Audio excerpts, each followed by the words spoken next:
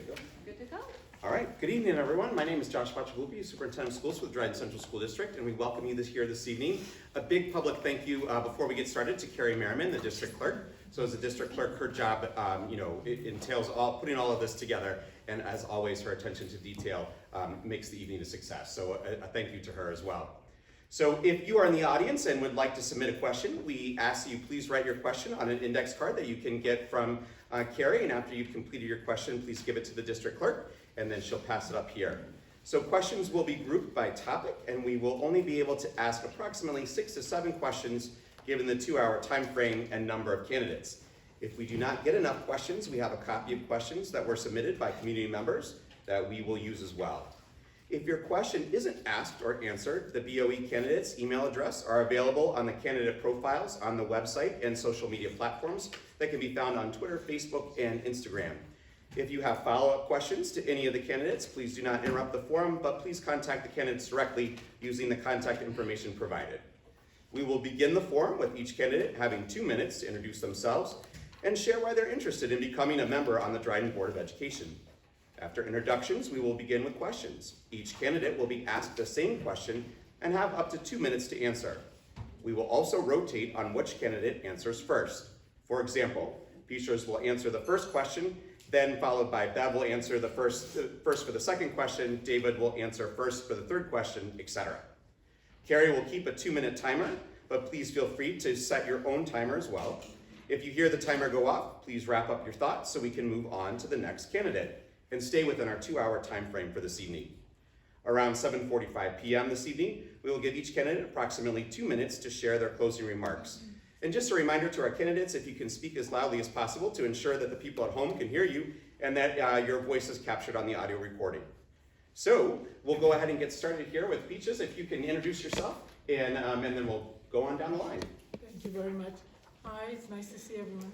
I'm Peaches Gillette, and when I think about what I do, I know I'm a teacher and have been a teacher for 40 years, but that's not all I did. So as a teacher for 40 years, I've done administrative work and run after-school programs and designed programs for the school that I worked in.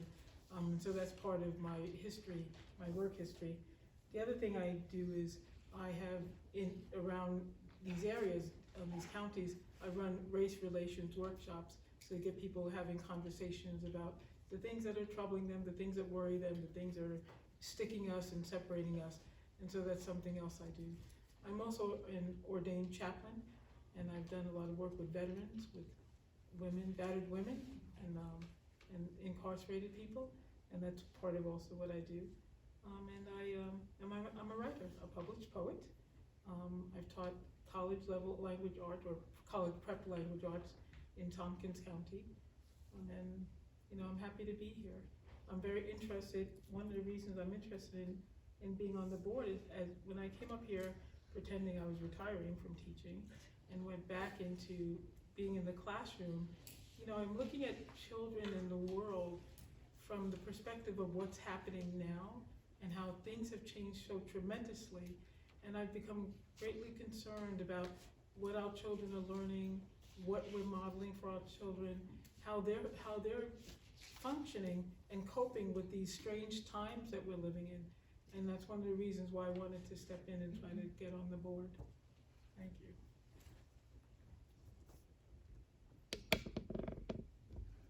Go ahead. I was going to try to set my timer, that's too complicated. I'm going to assume you all read my bio, so I'll try to go through the cliff notes. I'm Bev. I'm a 6-year board member here, parents of Mark and Emma, married to Jan, all that stuff. That's in my bio. I do consider myself a lifelong learner. I kind of stumbled into a master's program in school psychology, then decided I want to learn a little bit more and ended up in Iowa, so I did a doctorate out there. And I still learn every day though. And I think that all of us in this room do continue to learn, and that's why we're here.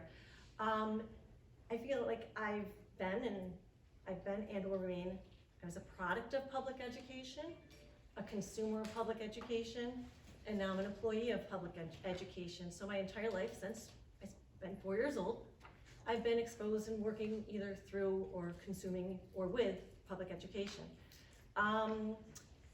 I've worked in New York State public schools for over 20 years. The last 16 have been in a little district, a couple of towns away, McGraw. I work as a school psychologist there. I've also taught college courses in New Jersey. I provided in-home care and counseling and behavioral supports, psychological supports for families, infants through college age. And some of those families were early Head Start families, and so you might associate those with low-income families. But I've also worked with homes that are multimillionaires, and I've learned a lot working in those homes and working with the families and just seeing what they go through and how each one of them has their own story to tell. I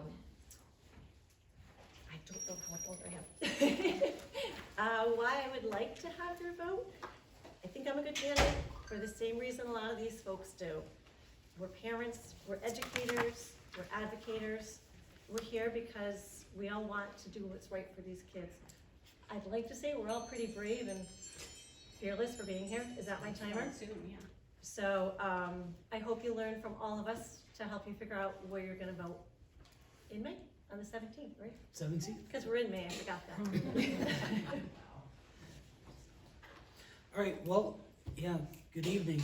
My name is David Peck. I am the father of 2 Dryden graduates who were Dryden Lions from kindergarten up through senior year. I work at Cornell as a technology buyer for the campus store. My wife is a teaching assistant in special education classroom in Dryden Elementary. One of our hallmarks of our family is to be involved in the community, and to serve people the best that we can, to serve people with whatever gifts or talents or insight we have.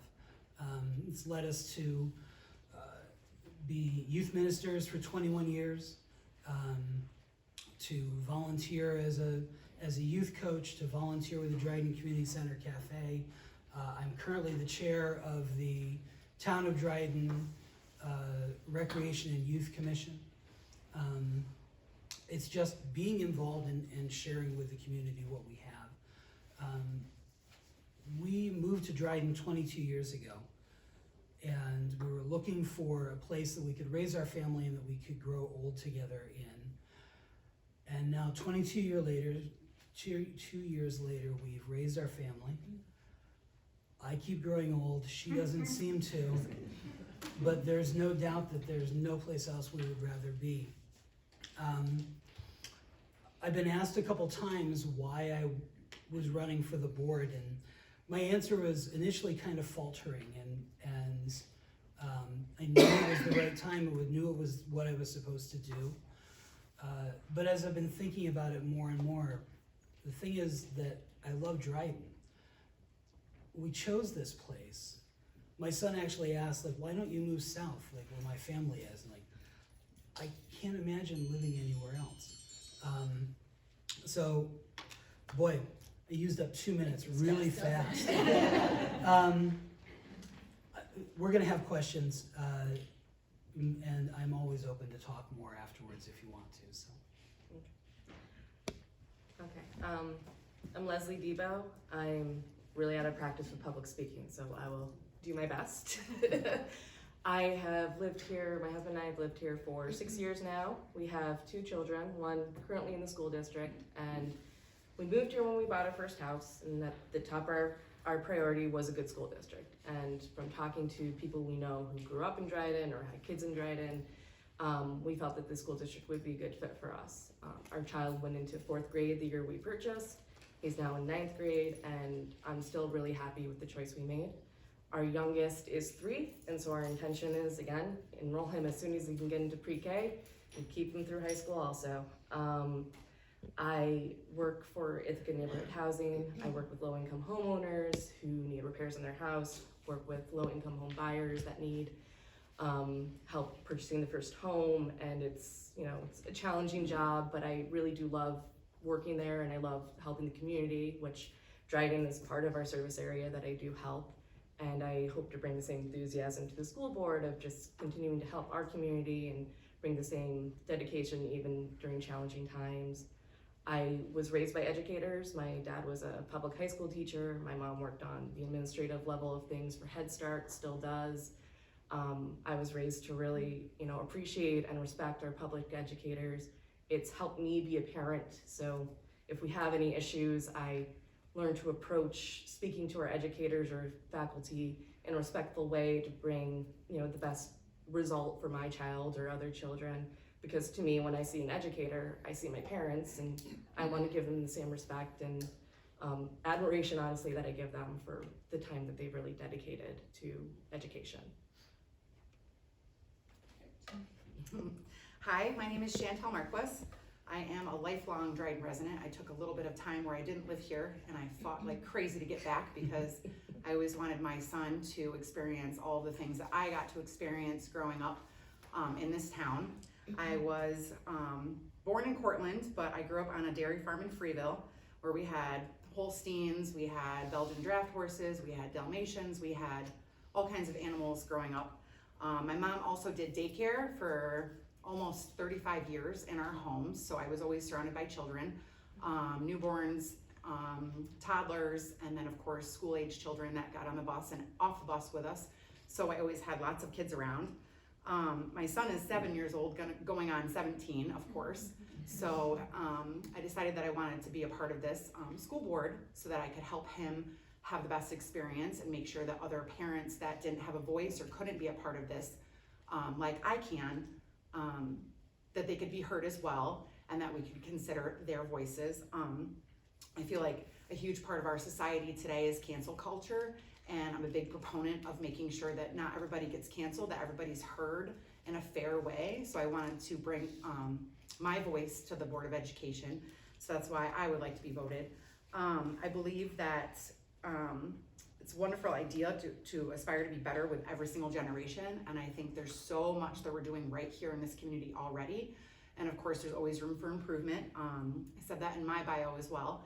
And I just want to focus on all the good things that we're doing and take a hard look at some of the things that are coming up in our systems that our kids are going to be challenged with, and make sure that they're being given the best opportunity to get their basic education needs met first, and then continue to grow on that in ways that we can.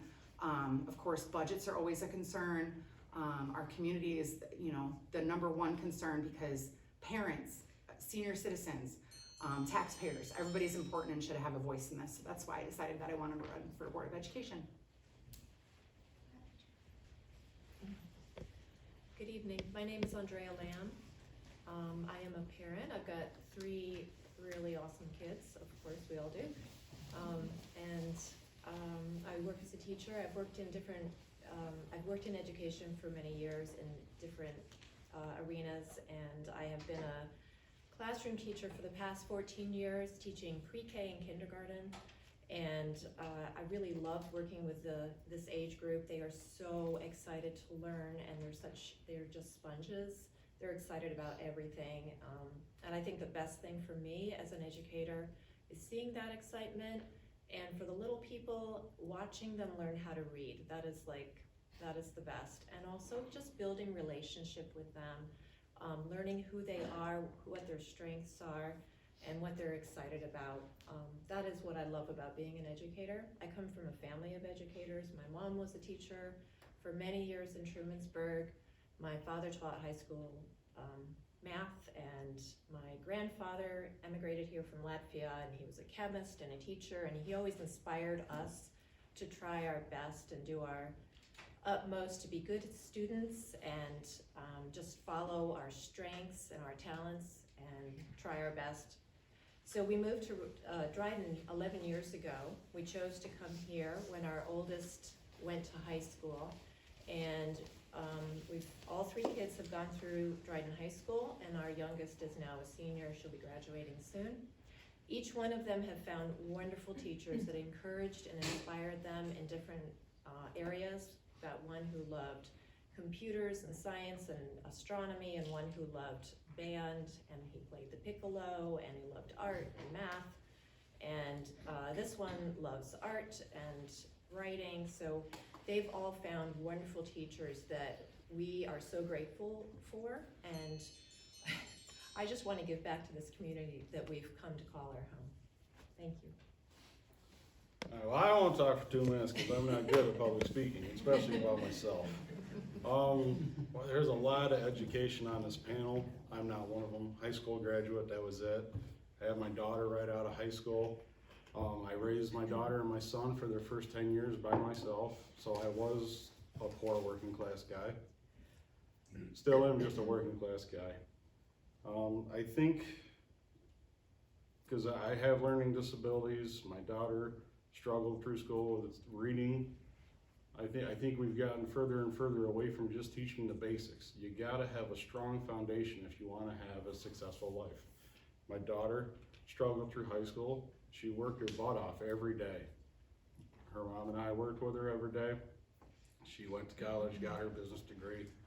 My son decided to join the Army after he got out. He's stuck in Hawaii, poor kid. So, I think we just need to focus on getting our kids back to the basics. Without a strong foundation, especially in those first few years, they are really at a disadvantage when you compare them to other children.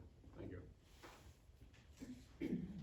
All right, so I think we're ready for our first question here. As we indicated, we were going to try and group questions together so that we can get the most questions answered. We have approximately 8 questions here on cards, and so as we indicated, we've got about time for 6 to 7, so I'm going to try and group some things together so everybody's thoughts are represented.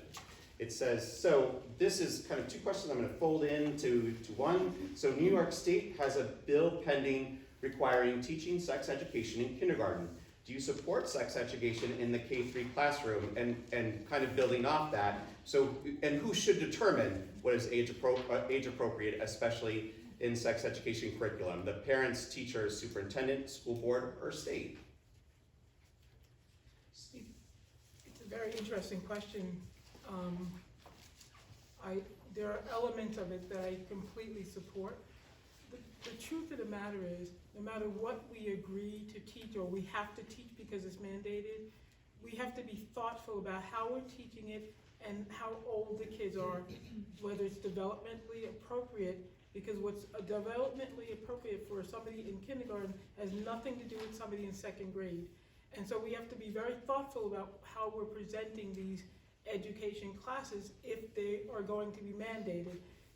In terms of the fact that, let's say things are mandated, we have to find whatever wiggle room we can find to make sure that we're doing the best job that we can without hurting children. Because, you know, a lot of these kind of issues can be frightening or overwhelming or too big for them because they're just not emotionally ready for it. And so we have to be very careful. Now, in terms of who sets that structure, I think that it has to take a lot of voices. I don't think that any one group of people could say, this is what we're doing, this is what we're not doing. And we have to have a way for everybody to be able to say, you know, this is what I'm feeling, this is what I'm thinking. Let's ask ourselves questions. What have we seen in the past? Can we learn from that? And I think it takes a lot of hands and a lot of minds to come together and make decisions like that. It is a very tricky, we're in a very tricky culture. And we see extreme behavior on one end and really restricted behavior on the other end. And we have to find a way to present education, whether it's sex education or not, in the healthiest way, in the most productive way we can for our children, according to how old they are and where they are developmentally. Vera. Teachers, you took a lot there. I think one of the things I'm going to dovetail on is the whole idea of developmentally appropriate practices. In education, that's something that we talk about from preschool on.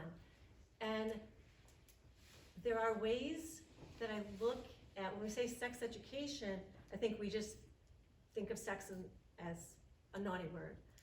But there's an element in which to present, and I wrote down, helping children respect their bodies and starting that at a young age. I've actually been in kindergarten classes where part of it is talking about sex education, and we talk about appropriate touch. If it's under a swimsuit, nobody touches it. That gives that child power. A doctor or a parent may, and it helps them already early on to feel that they are in control of their body, and it gives them some safety. So I think, like Kate just said, it's going to take a lot of voices. Will everyone out there be happy? No. We are a huge state, and we have a lot of different people who live within this state, so not everyone's gonna be happy. But coming to the best consensus we can. And then I think a very pivotal part of any education, but specifically sex education, because there's a lot of things that are attached to that, is what the family instills within the child at home. These are our family values. This is what is important to us as a family. It may be different than a different family. That's okay. Increasing that acceptance of we aren't all the same. That's what makes the United States unique and what I think a pretty darn good place to live, because we have different cultures, we have different values, we have different beliefs, but if we as a community, and that's why the school goes beyond these walls, it goes into the community. I'm really sad we don't have the Dryden Community Center anymore. That was such a wonderful hub. It goes into homes. Parents, grandparents, aunts and uncles instill those values as well. David. I hate to say ditto, I know, it's hard, but I mean, isn't it's it? really hard because they just articulated it very well. I think the important thing, Peaches brought it out, is developmentally appropriate. Thinking about the community and what's right. And as Bev said, we say sex education, we automatically think of a very specific thing. And that may not be what we're talking about. And where you're preparing people to have autonomy over their own body, to feel safe in their own body, to know what's right and wrong in that. And yeah, there's a lot of home stuff. Like what you have, a family has values, right? And they may be different than what's being taught to them in school. And so you have that dialogue at home all right, this is what you're learning here. This is kind of how we think about it. This is what we believe. And there's gonna be, everything from a very extreme, very closed to a very open within a community. And the answer to who makes those decisions I can't remember the list that you read, is yes. Because, it may be legislated, but then the Department of Education works on what that curriculum should be. The individual schools work on what that curriculum should be. The parents and families, the community, advocates for what they think that curriculum should be, so that it can be done in a way that honors everyone and is developmentally right. Okay. Yeah, all three of them made really good points that I agree with. But I gotta say, I actually was not aware that it was something that was being discussed. I mean, I feel like I've been trying to follow closely of, what's happening with the Board of Ed and stuff with New York State. That was a new one, actually. And of course, when I first heard it, I am thinking, when I was in 4th grade and they divide the boys and the girls, and it's like, oh my goodness, don't talk to my 5-year-old about that. But it's obviously more complicated than that, and sex education is a whole, a broader topic, and as Peaches said, it has to be something that's developmentally appropriate. I don't think you can keep it to just one entity making the decision as to what's being taught and how we're teaching it. It's more complicated than that. Again, there's multiple levels, as David said, as to what we decide is appropriate. There isn't anything wrong with talking about your body and having control over your body and what's appropriate and not appropriate, and so kids can feel comfortable with who they are. But yeah, I mean, obviously I wouldn't want it to be the same curriculum that we're teaching, our middle schoolers or something. I think that should be a parent's choice, 100% all the way through, because parents are the ultimate authority of their children. I used to work at William George Agency back when it was just boys, and I worked in a sex offenders cottage where we had young boys between the ages of 12 and 17 that had offended against a family member or friend. And those boys had no idea what it was until somebody hurt them. So then in turn, they continued to hurt, and they thought it was just normal. I think it opens the door for a very slippery slope with children because they're so malleable at that age and they're so impressionable. And I think once we start talking about that and having our government in charge and then adding on more, it's just going to take away from the basics that they need to be learning. learning to read, learning to write, learning math, learning how to tie their shoes, especially kindergarten. They get overwhelmed as it is because we're already asking a lot of them in kindergarten, when it should be building the foundation for education, and it should be a fun experience and not an inappropriate experience where they may have feelings that they are uncomfortable with. I think it also makes it more difficult for the professionals, our social workers and our mental health staff in the schools, to recognize where there is a problem, where a child is being harmed, because if they're all learning the same things and kids make jokes, I think it's more difficult to recognize a problem and abuse at home. So I think that we really need to get back to what our community wants and what parents want, and listen to them, because they're the ultimate authority and they should be making the decisions on their child's education. And if it is mandated by the state, I believe that parents should have the opportunity to opt out of some of these things, because it may go against their religious beliefs, it may go against their personal beliefs. I think that they should have the opportunity to make those decisions ultimately at the end of the day. Andrea? Thank you. So many great comments, and I agree with so many of them. From what I've seen of the bill, there is a parental opt-out available for the HIV/AIDS instruction, but it doesn't look like there's an opt-out available for a lot of the other things that are being suggested. And it sounds like these bills are coming up within the next month. So I feel personally that I need to get a copy of them and really read them and see what's in them. But I have to agree, we absolutely need to respect the voice of the parents and their desire, you know, what they want the schools to be teaching to the schools, to the children. The board needs to answer to the parents. It's the parents who pay the taxes in this community, and we need to be listening to those voices, and really listening to those voices. And I have heard a lot of concern from parents about there's two bills. So I really believe there needs to be complete transparency and openness about this, and we really do need to think about, is this age appropriate? And when is it age appropriate, and who should be making this decision? I also agree that parents are the primary educators of their children and the most important ones, and they will know what's appropriate for their child. I know if I had a child in kindergarten right now, I would opt out, and I would, if that wasn't an option, I'm not sure what I would do. I would be very upset.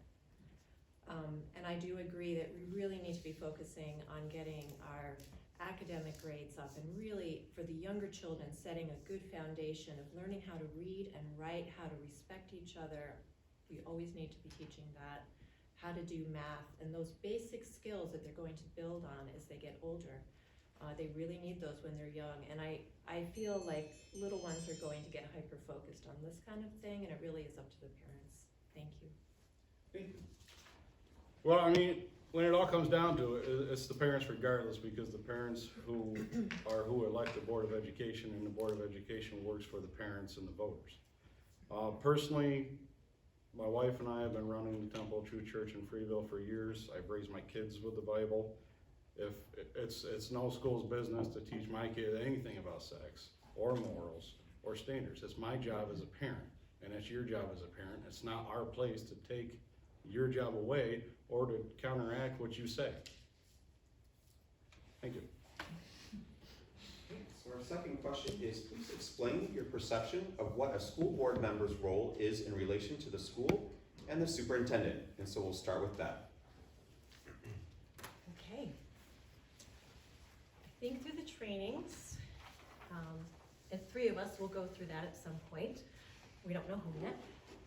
It's pretty clear that the Board of Education is charged with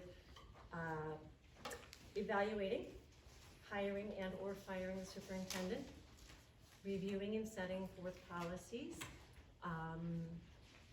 and developing the budget. In a nutshell, that's really what it is. When I started on the board, it was a steep learning curve. I think I put that in my bio because I thought there was so much more. But really that is a lot.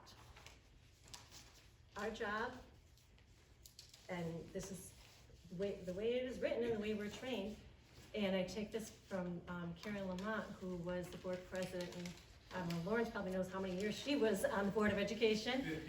15. She would often, in those first 2-3 years of my experience on the board, say, we need to have the 30,000 mile viewpoint. And man, if that did not make me a little annoyed. And I think Lawrence and I had some long conversations about what does that look like? In reality, what is the role of the Board of Education? And it is to supervise hire, fire, evaluate the superintendent. That's kind of where it ends. Reinforce if there's a chain of command, and that if you do have a problem, I'm not the conduit to that solution. You need to talk to the person. And that just goes back to a lot of us, I'm hearing, were raised and are, in a Christian belief or something. When you have a problem, speak to that person directly. If that's not resolved, go with a friend. Go with a group of people. And then if it's not resolved, go to the bigger community.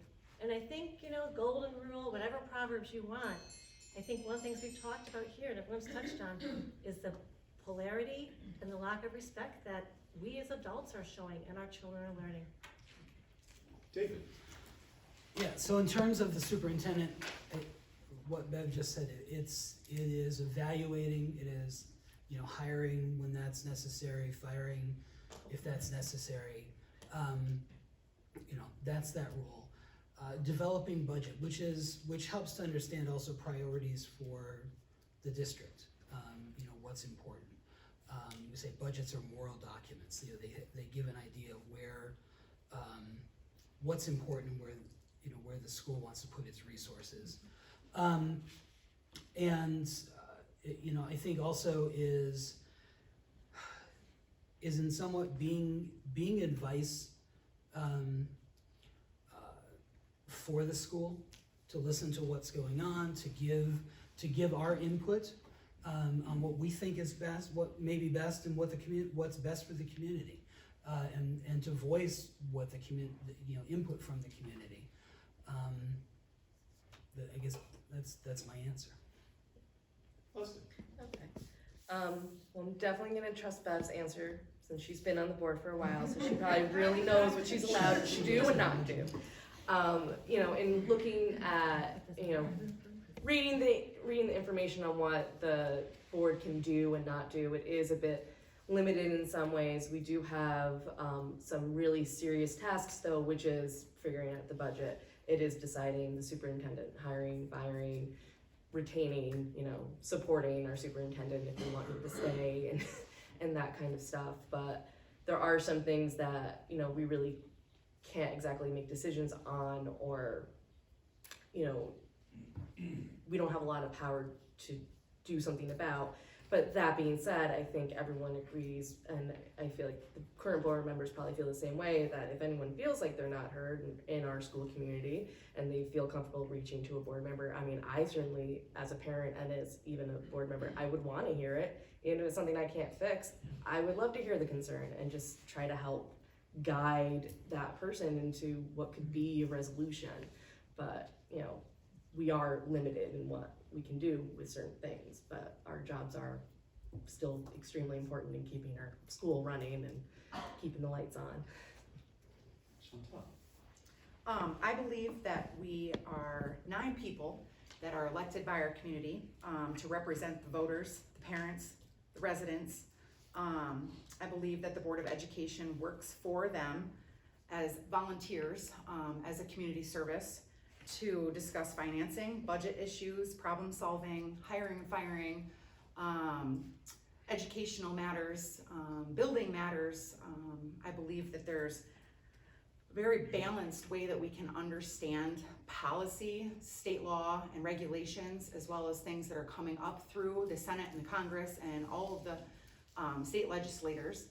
I believe that it takes a village to raise children, and I think that the role of the Board of Education is to be the voice for the village so that we can help problem solve with everyone and respect everyone equally so that we can create a better generation. Andrea? Very well said. Yes, So my perception is that the job of the board member is to work together, to discuss respectfully, and like you just said, to listen to the taxpayers, the parents, the grandparents, the voters, the people in the community, to be the voice of the community, and also to be there to listen to concerns that the community has in regards to the school. So all of the other things that were said, I'm just gonna say, yes, I agree with that. That's my understanding of it You guys also. make it easy. Thank you. Nathan? Yeah, realistically, they all looked at my paper, took my answer. I don't have anything else to add. So, You get your chance to go first. Exactly. No, no, no, There's no, good sure. for that to be first. Yeah, seriously. You know, I see the board as being really the voice of the school itself, that they're the first wall or the first connection or bridge that we can use to try to ask questions, to field out concerns, to negotiate all the things that are mandated to, so we can understand what kind of wiggle room we may or may not have. And so to keep things, in some ways it keeps things in order. They deal with the larger nuts and bolts of the school itself, whether it's a budget or, capital improvements and things like that, how things are implemented within the classrooms themselves. Because anything that comes down the line, no matter what we have to agree to in terms of what's mandated to be taught, I think that the board and the people, the parents and the families and the community can work together to find what kind of real wiggle room there might be. Because nothing, things seem to be set completely in stone, but I've seen, in other words, like I can walk into a classroom as a teacher and I can be under the mandate of something that has to be taught, but how it's taught and how I do it has to do with what I'm bringing into the classroom. And I think the board serves to help us understand that. And I think it helps teachers in general with whatever they're struggling with in terms of what we have to teach. Like when you talk about sex education, and some teachers are very concerned about that, and they could use the board to help them kind of quell some of their concerns and navigate all these little areas that are very tricky and that are sometimes feel like very out of our control. But sometimes when we look closely, we can have a teeny bit of control over what's going on. So our third question is there a particular issue that motivates you to serve on the Board of Education? So we'll start with David. So, there are times when large issues come up that might drive me to something. That's not why I put my name on the list. Other than, my issue is making sure that every student has the opportunity to learn, to get a good education, because it's a solid foundation for success and fulfillment.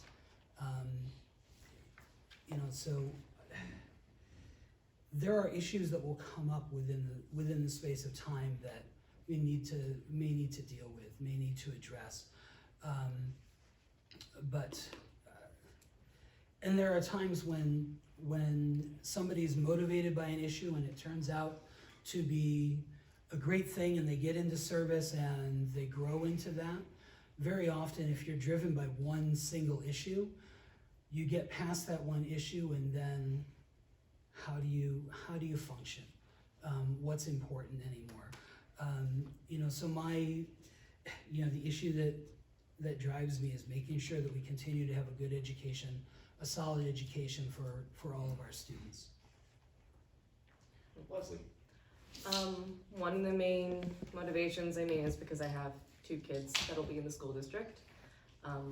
We do own our house here. We plan to be here for many years, and it's a way that I feel like I can participate in my community, and it really matters because the way our school system is run directly affects my children, who, I think we all care immensely about our children and do whatever I can to help benefit them. I do see that there's been some struggling throughout the district.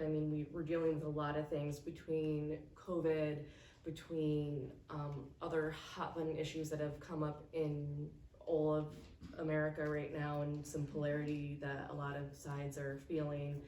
I do like to listen to both sides and just try to come to the middle and meet in the middle with people. I would like to be a voice that could be inclusive, that could listen, that can try to compromise with people, or I don't know if compromise is the right word, but just try to really make everyone feel heard and try to meet a middle ground so we can all work together in our main goal, which is to educate our children and create really good humans, create great adults that can continue on in our society. Chantel. I think my motivation comes from my son, of course, and friends and family that also have children in school districts. Everybody is just kind of reaching this point where they want to take back a little bit of the control and take the reins and be part of it. And I feel like something was just driving me to just jump in and just be a part of it. If you're not going to be part of the solution, then you really don't have any right to complain. So I didn't want to be a complainer. I wanted to be a problem solver and be able to participate actively and proactively along with our community members. Like I said before, it takes a village, and I wanted to be a part of that village with like a strong voice, because I know that I have a lot to bring to the table as far as different perspectives and experiences. I think we all have a lot of different experiences in our life. And I think that I was built for something like this because I am a strong advocate for not only children, but family members. For my grandmother that has dementia, I think that it's so important to educate and focus on what our community needs and what our community wants and what our children need and what they want. And I think that so many parents just don't have the opportunity to do this because they're working. A lot of people I know have 2 jobs, the very minimum. And I feel like I would be able to do that because I have 1 job currently instead of 4.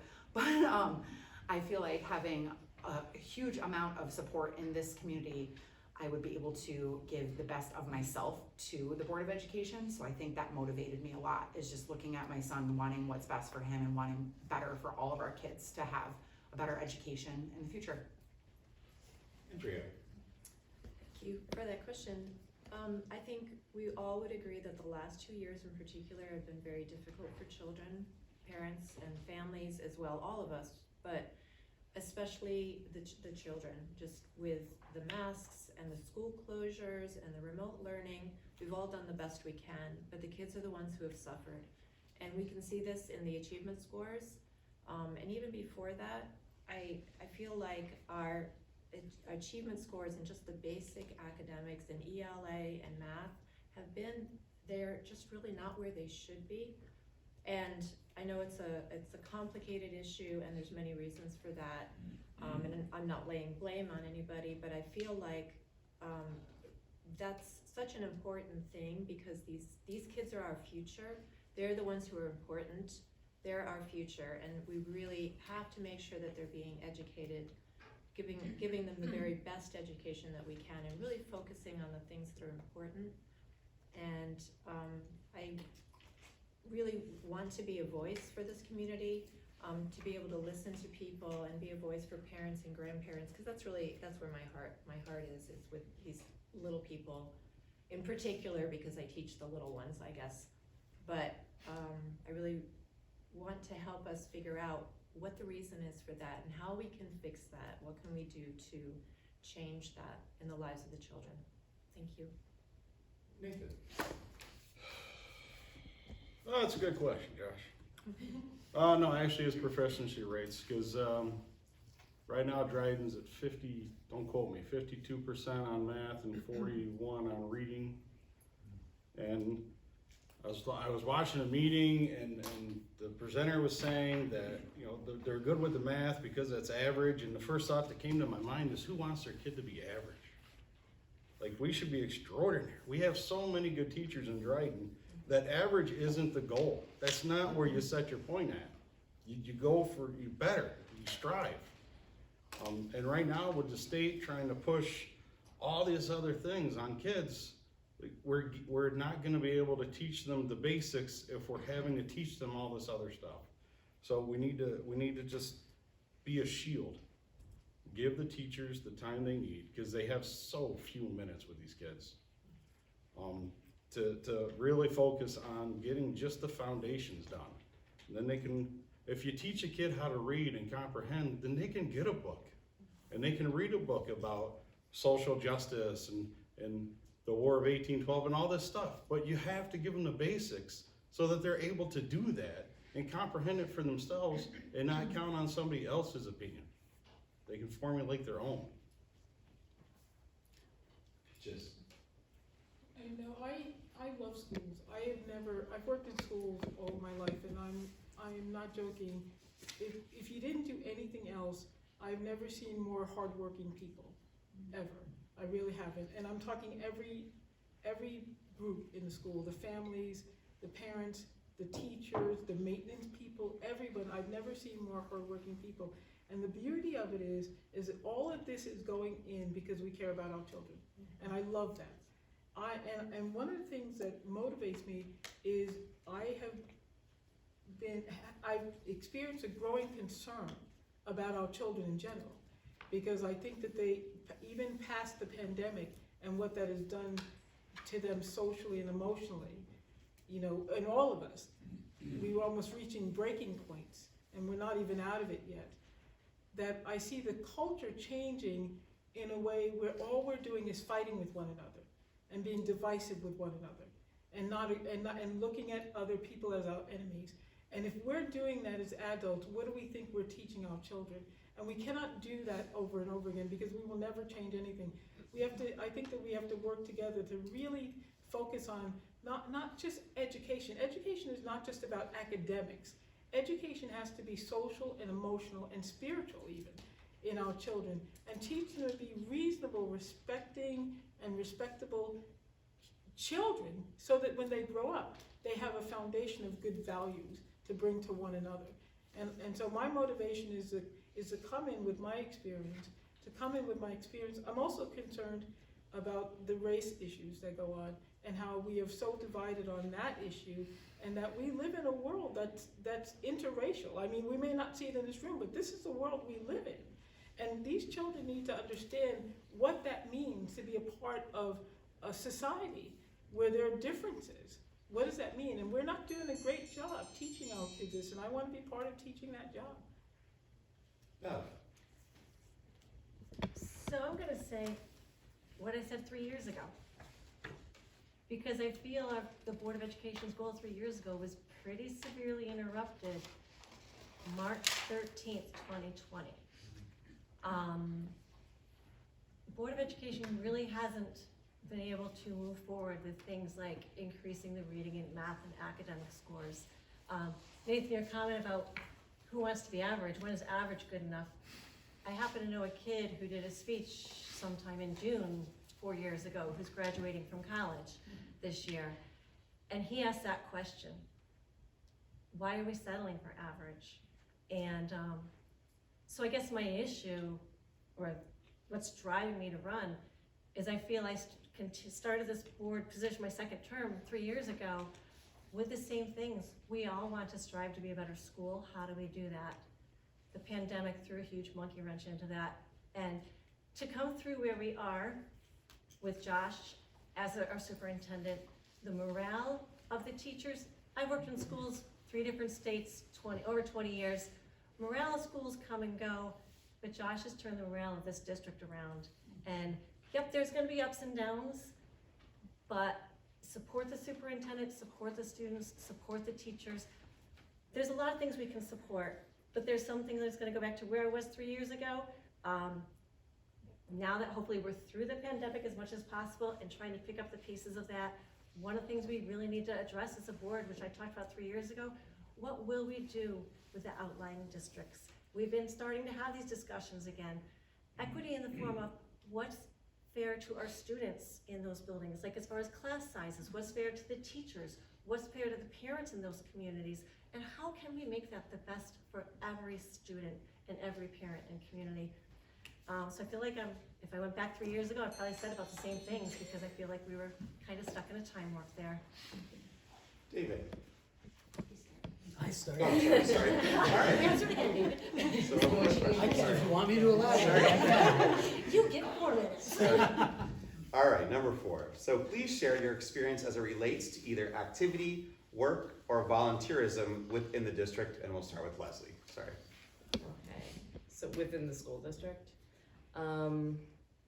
I have not done too much, honestly, within the school district myself. My son has been really active in the extracurriculars in the school district, but unfortunately, I haven't too much. I mean, my youngest is 3, so part of it was just having the infant, and then COVID hit, and it made it harder, and you know, and part of the reason why I want to be on the school board is really because I found that, I really haven't been as active as I would like to be as a parent, and I feel like this is a good way to step into that and be really active as a parent, and I'm really motivated to do it.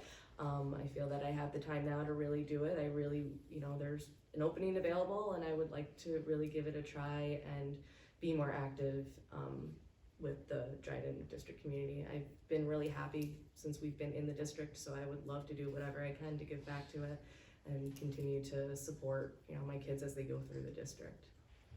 Chantel. So where do we start? Does that start when I was in first grade here, or, no, all joking aside, I've been involved with Dryden School District since I was a little kid, grew up here, graduated from here, stuck around after I graduated so that my 2 younger brothers I could participate in all of their sporting events and all of their school activities. So I feel like we lived here for the majority of the past 40 years. Okay, so yeah, I just dated myself.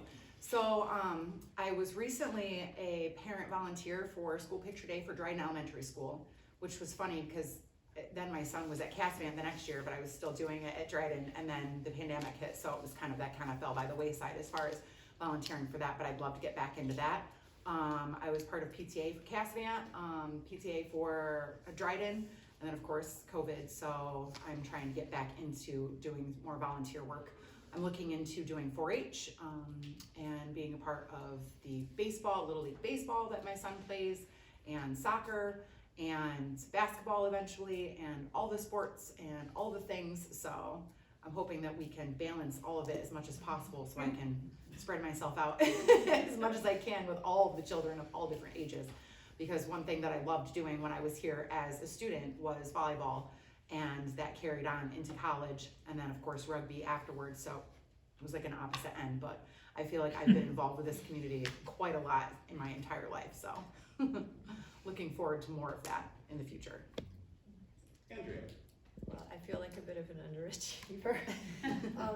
I have been working as an educator for quite a long time, like I said before, and I've done private tutoring and flute lessons and high school art classes, and I do a lot of volunteering kind of in the background. I volunteer at my church, and I volunteer with a local nonprofit, and I help local businesses with their websites and their social media and stuff like that. It's all kind of in the background. And I was thinking about this question as it was coming down the line, and so we've been here for 11 years. We were really busy when we first moved here, and then my grandfather moved in with us, I guess it was 8 years ago, when he was 96, and we cared for him for the last 6 years of his life. And so our social circles just got smaller and smaller because we really just spent all of our time at home caring for Papa. And he passed away just a week shy of his 102nd birthday. So he was the one who inspired me so much when I was younger, and we just wanted to take care of him and love on him, at the end of his life. So I guess that's all I have to offer. Thank you. For the past 4 years, my wife Chantel and I have been pastoring the Temple of Truth Church in Freeville. We tend to the property and its needs. We've been active members of the Lion Legacy since it was formed through volunteerism and donations. I also, that's a long question. But I actually think it works for me because I'm not involved in every group on the world. I can donate more time to the Board of Education and to the kids that need it. Other than that, I'm a huge sponsor and supporter of Toads 2 in Freeville, obviously. But that's pretty much it. All I have not had the opportunity to be involved very much. When I moved up here 4 years ago, I came up with a sick husband who was very sick for years. And so I'm just getting, and passed away unfortunately, and I'm just getting my feet wet. But what I do know is that I love this area, I love this school, I've been touching base with so many people in the community, and I'm just, I love the working class energy, I love the school energy, and I feel like I really wanna come in and help things get done no matter what it is. Someone invited me to one of the baseball games and I thought, oh my God, that sounds great. Like football games, that's a different season. I can feel it. And I can't wait to see the children's faces. I can't wait to meet parents. I'm just thrilled about being involved in Dryden School District. Bev? So, Joan, Margie, Lawrence, I don't know, I've been looking at my mailbox for 6 years now and I haven't seen any paychecks, so as far as volunteerism, I've been on the board for 6 years, done different committees with that. Within Dryden, did the PTA when the kiddos were little, then it became running kids back and forth to sporting events, so I'm not sure that's a volunteer for the school. But It feels like it's one of those things that we do to make the school successful and to help our students be the most well-rounded individuals they can be. That's what our whole goal is. Outside of the community, and I think one of the things that I talk about the school outside of these walls, but just outside, like I volunteer from December until March with the adaptive ski program at Greek Peak. And when I tell them that my children go to Dryden, or went to Dryden and still go, just talking about that, and talking about the pride of Dryden, and what we do. And most of you probably know my daughter has Down syndrome. She's a senior graduating this year. She'll go back and be a super senior, because that's afforded to her because of disabilities. But there's a certain pride that this community has, and my daughter, I'd like to sing as a little representative out there, because she bleeds purple, and she's got a lot of followers, and that speaks highly of this district. So I might not have volunteered in a lot of other ways, but raising my children the best I could, and letting her be a voice of Dryden, and a symbol of how accepting and tolerant, and that when she goes to prom this weekend with some of these students she's been in school with since kindergarten, who did a promposal for her, that is what Dryden's about. David? Well, I mentioned in my opening comments about volunteering in the community, serving with the Recreation and Youth Commission, which does some liaison, with people in the school, because our thing is to increase services for youth and also increase recreational opportunities for the whole community. But I've been a youth baseball coach, a youth basketball coach, a youth soccer coach, even though I tried to get out of it one year. And I went to drop off my daughter, and somebody showed up next to me saying, they need another coach. I'll coach with you if you'll do it. So I thought I was the Wolves that year? Yes, I still love the Grey Wolves, so I'm happy to have done that. During the pandemic, we were set up to be a host family for a Rotary exchange student, for Emma from France, and so she moved in the end of December. And she was going to be with us for 3 months, and then we had, you may not have noticed it, there was something that happened, everything got upended. She wasn't able to go to her next host family, so she spent 6 months with us, which was incredible. I volunteer a lot by supporting my wife, who's a teacher. I have great pictures of her teaching during that first year, sitting in our dining room in front of her computer, holding up, a dry erase board, so that she could teach her students when they were on their meets. And you'll often see me around the edges at extracurricular events, sports stuff, theater and music stuff with a camera in hand, taking pictures, because they're only gonna do this once probably, and I'd like them to have a reminder that they were athletes, that they were in the musical, that they did these different things, so.